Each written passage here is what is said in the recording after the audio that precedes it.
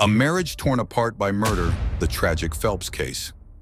She was stabbed 123 times, but was it a cold medicine-fueled nightmare or a calculated murder? In the dead of night, a frantic 911 call shattered the silence. Matthew Phelps, his voice shaking, claimed he had just woken up from a terrifying dream, only to find his wife, Lauren Phelps, lying in a pool of blood. He blamed it on cough syrup, insisting he had no memory of what happened. But as investigators peeled back the layers of his story, chilling details emerged. Lauren wasn't just attacked, she was brutally stabbed over 100 times. The scene showed signs of a struggle. And Matthew? He had an obsession with the movie American Psycho, where a charming killer slaughters people without remorse. Was this the work of a man lost in a drug-induced haze? Or was it something far darker, something planned? This case isn't just about a horrific crime. It's about deception, obsession, and the twisted mind of a man who tried to play innocent. What happened that night? And did Matthew think he could get away with murder by blaming cold medicine? Stay with us as we unravel the shocking truth behind the murder of Lauren Phelps, a case that will leave you questioning everything.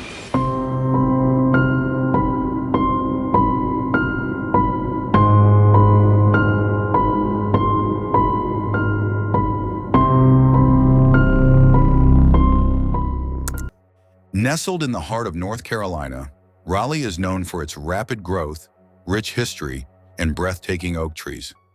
But in 2017, a crime so horrific unfolded that it sent shockwaves through the entire community. On September 1st, 2017, at around 1 a.m., a chilling 911 call came to the Raleigh Police Department. On the other end of the line was 28-year-old Matthew Phelps, his voice sluggish and dazed. He told the dispatcher something almost unbelievable. He had stabbed his wife, Lauren Phelps, to death in his sleep. He claimed to have woken up from a disturbing dream, only to find his wife lying lifeless in a pool of blood on the floor. Slurring his words, Matthew admitted to taking more cough medicine than he should have the night before. Was this indeed a case of medication-induced violence? Or was there something far more sinister at play? The tragic murder of Lauren Phelps would soon unravel a web of lies, obsession, and disturbing clues that pointed to a horrifying truth. Lauren and Matthew's love story initially seemed like a dream, a classic tale of two people reconnecting after years apart. They had first met in middle school but lost touch when Matthew transferred schools and Lauren's family moved to Raleigh. Years later, Matthew stumbled across Lauren's pictures on Instagram. Something about her drew him in. Without hesitation, he liked every single post she had ever shared. Then he sent her a message. What started as casual catching up quickly became long, late-night phone calls. They laughed and reminisced, and within weeks the sparks ignited into something more profound. The only problem? Matthew was still living in Kentucky, but distance didn't stand a chance against their whirlwind romance.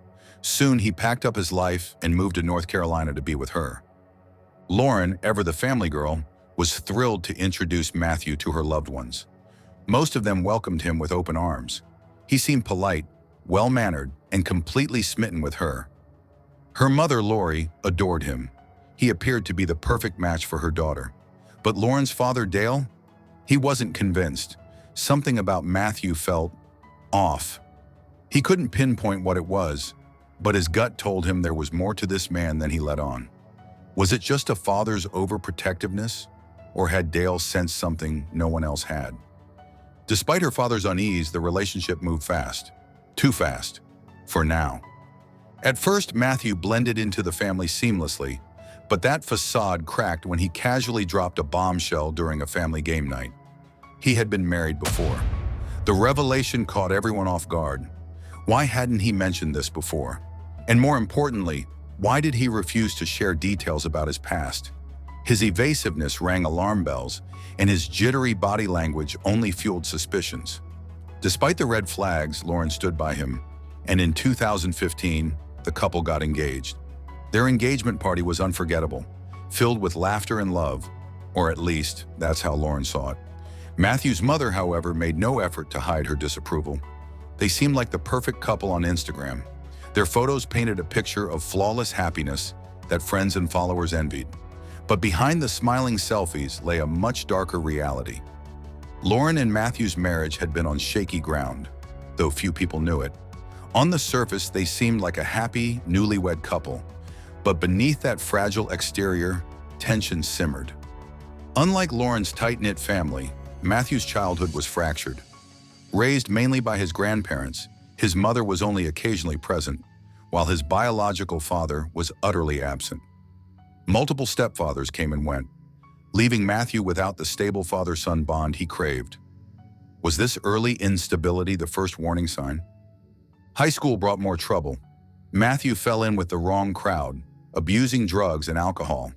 He developed a dangerous habit of consuming cough medicine in excessive doses to get high.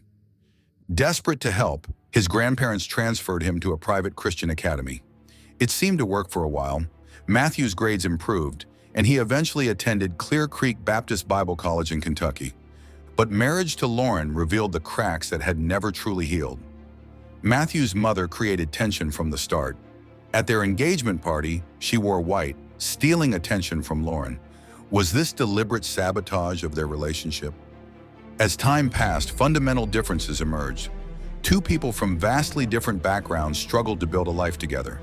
How could their opposing lifestyles and values possibly coexist peacefully? What darkness was brewing beneath the surface of their picture-perfect social media presence? The source of their battle? Money. Like most married couples, they combined their finances. At first, it seemed like a natural step, a symbol of unity. But soon, Lauren began noticing troubling patterns. Matthew spent recklessly, lavish purchases, impulse buys, expenses that far exceeded his means. His income was meager compared to his extravagant spending habits, yet he showed no signs of stopping. Was he drowning in debt? That part remained unclear, but the math didn't add up to Lauren. The reality, however, was far from perfect. Just months into the marriage, cracks began to show. Matthew struggled to hold a job, leaving Lauren to shoulder the financial burden. While she worked tirelessly, Matthew spent his days glued to video games, racking up thousands in online purchases. When Lauren tightened their budget, he stole from her purse. Her once comfortable savings of $10,000 dwindled to barely $1,000. She tried talking to him, reasoning with him, and setting boundaries. She restricted his access to their accounts, hoping to curb his spending, but he always found a way around it. No matter what she did, money slipped through their fingers. The arguments started, and soon they became a constant presence in their household. Lauren's frustration grew. She was practical, resourceful, and careful with finances, values that seemed foreign to Matthew. She confided in her friends, voicing concerns about their future. How could they build a life together if Matthew refused to change? Worse yet, she suspected he was keeping more than financial secrets. A gut feeling, nothing more. Sometimes instinct screamed louder than facts. Even worse, Lauren found herself isolated.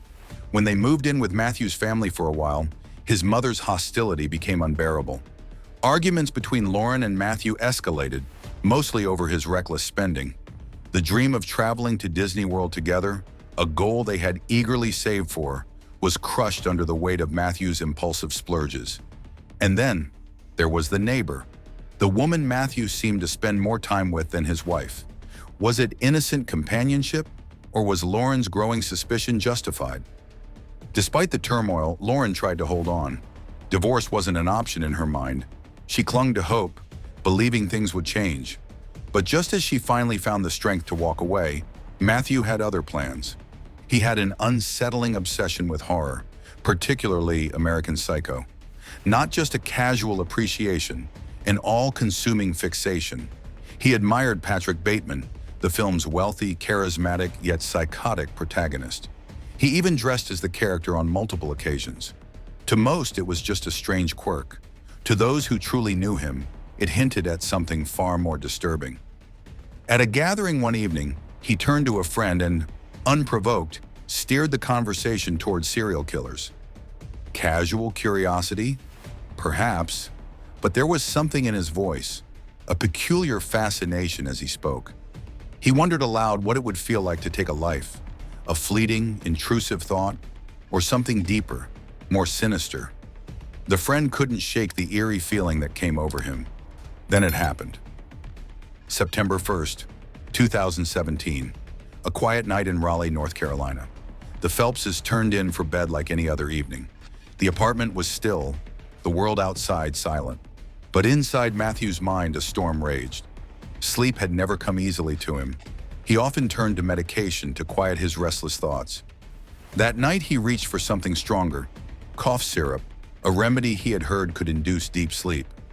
He took a high dose, hoping for peace. Instead, he was met with something else entirely. Vivid, chaotic dreams consumed him. He never described them in detail, but whatever he saw in those feverish visions disturbed him deeply. The line between reality and nightmare blurred. Sweat coated his skin, and his breath came in sharp, ragged gas. He needed to escape. Slowly, he rose from the bed, his movements sluggish, his mind thick with confusion. He stumbled toward the bedroom doorway, reaching for the light switch. A soft click, and the room illuminated. And then, horror. What stared back at him sent his world careening into chaos. At first, Matthew thought he was trapped in a nightmare. His mind, still thick with sleep, refused to process what lay before him. But as the haze lifted, reality struck with the force of a freight train. This was no dream. The bedroom was soaked in red. Lauren lay motionless on the floor, the deep contrast of crimson against the soft hues of their home, making the scene even more horrifying. A knife rested on the bed. His hands trembled as he looked down at himself. His clothes were drenched, his skin streaked with evidence of something unspeakable.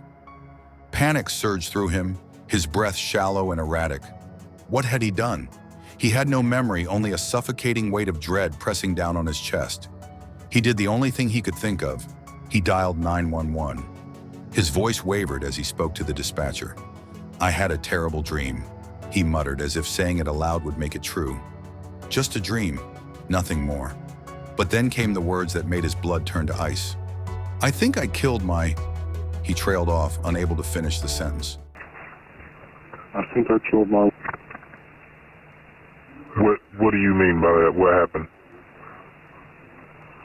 "I had a dream, and then I turned on the lights and she's dead on the floor." The weight of it was too much. The dispatcher pressed for details.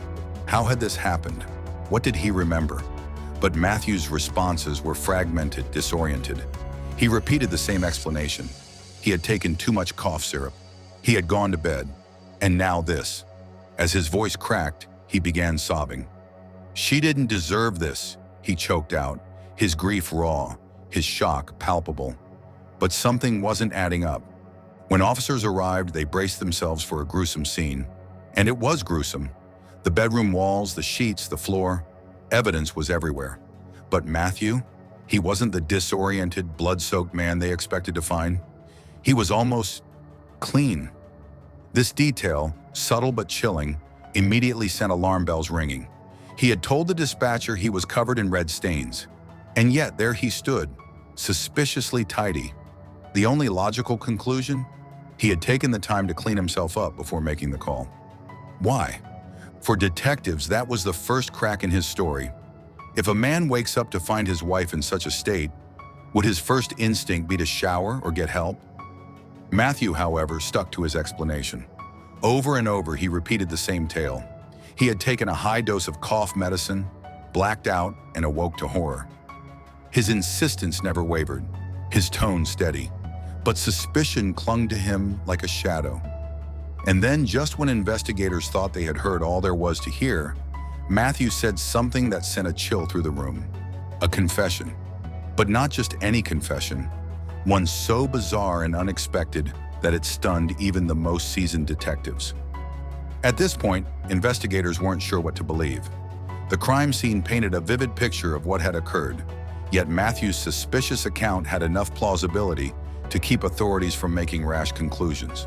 He insisted he had been under the influence of cough syrup that night, and toxicology reports backed up that claim. However, when the manufacturer was consulted, they firmly denied any history of their product inducing violent behavior. The police were skeptical, but suspicion wasn't the same as proof. They needed more. As the trial began, Matthew appeared composed. He spoke with the judge, his expression vacant, his tone measured. He had shown no visible remorse since the night of the crime, no genuine tears, no outward display of grief. Investigators had noted this from the beginning, watching for any crack in his carefully presented demeanor. Then something shifted. Matthew's posture changed during his conversation with the judge, and his voice wavered. For the first time, he openly acknowledged the possibility that he had been responsible for what had happened. The words came hesitantly, but their weight was undeniable. A few moments later, he went even further. He admitted that the cough syrup probably had little to do with his actions. The judge asked him directly, "Are you admitting guilt?" Matthew didn't hesitate. "Yes." Some prosecutors believed this confession was nothing more than a calculated move to avoid the death penalty. Others thought he was finally beginning to feel the weight of his actions. Either way, the courtroom sat in stunned silence. But Matthew's troubles were far from over. As the trial progressed, detectives uncovered something even more disturbing: his social media activity. It turned out that Matthew maintained multiple Instagram accounts, each revealing a different side of him. One account, under the name Marty Radical, was almost entirely dedicated to American Psycho. The posts, captions, and themes all revolved around the film. The profile picture alone sent chills through those who saw it. Christian Bale's character, drenched in red spatter, staring into the camera with an eerie grin. That account was quickly locked. The police took this as more than poetic rambling. They believed it was a glimpse into his mind leading up to the crime. Did a fictional world consume him? Was he struggling to separate reality from fantasy? It wasn't just investigators raising these questions. Devastated and searching for answers, Lauren's family began piecing together the signs they had overlooked. Her father, still reeling from grief, admitted that in the weeks before her death, something had changed in her. She was anxious, restless, afraid of something she never fully explained. He regretted not pressing her for details, not asking the hard questions. Was she sensing danger? Had she seen something in Matthew that made her believe he could do this? Then came another devastating revelation. Lauren had recently discovered that Matthew was cheating on her.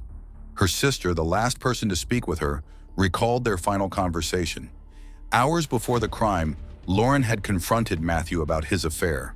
She had seen him sneaking out to meet another woman, and the argument had reignited. Could this have been what pushed him over the edge? Detectives believe so. They suggested that Matthew had snapped, fueled by rage and resentment, acting out one of his favorite scenes from American Psycho. The sheer brutality of the attack supported this theory. More than 120 wounds, each one deliberate, methodical. And then, after the violence was over, he had taken the time to wash away the evidence, compose himself, and make that now infamous 911 call. Lauren's mother called him a master manipulator. She was convinced this crime wasn't spontaneous. It had been planned. Police reports only added to this horrifying possibility. According to their findings, most of Lauren's wounds were from behind. She had been knocked to the ground, immobilized. He had pinned her down, methodically inflicting injuries while she was helpless. Her father, unable to shake the weight of it all, tortured himself with regret. "I think about what I did wrong every day, what I missed.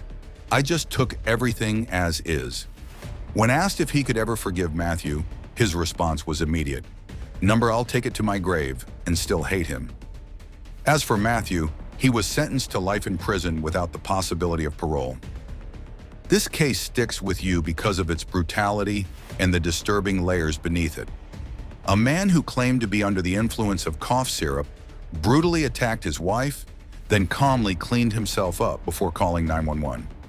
At first, his story seemed plausible, but the evidence quickly unraveled his lies. The fact that Matthew confessed is significant, but was it genuine remorse or just a strategic move to avoid a worse sentence? That's the part that makes you wonder. Was he ever truly out of control, or was this calculated? His social media history, obsession with American Psycho, and the eerie messages paint the picture of someone who may have been fantasizing about something like this for a long time. Lauren's family, left shattered, now has to live with the signs they missed. She was afraid. She had seen a change in Matthew. She knew about his affair. Did she sense what was coming? And if so, could anything have stopped it? In the end, justice was served. at least in the legal sense. Matthew received life in prison with no possibility of parole. But is that enough? What do you think? Was his confession an admission of guilt or just another manipulation? This case is as tragic as it is haunting. Was justice truly served, or is there more to the story? Let me know your thoughts in the comments. And if you crave more shocking true crime cases, hit that subscribe button and turn on notifications, because the next case might be even more disturbing.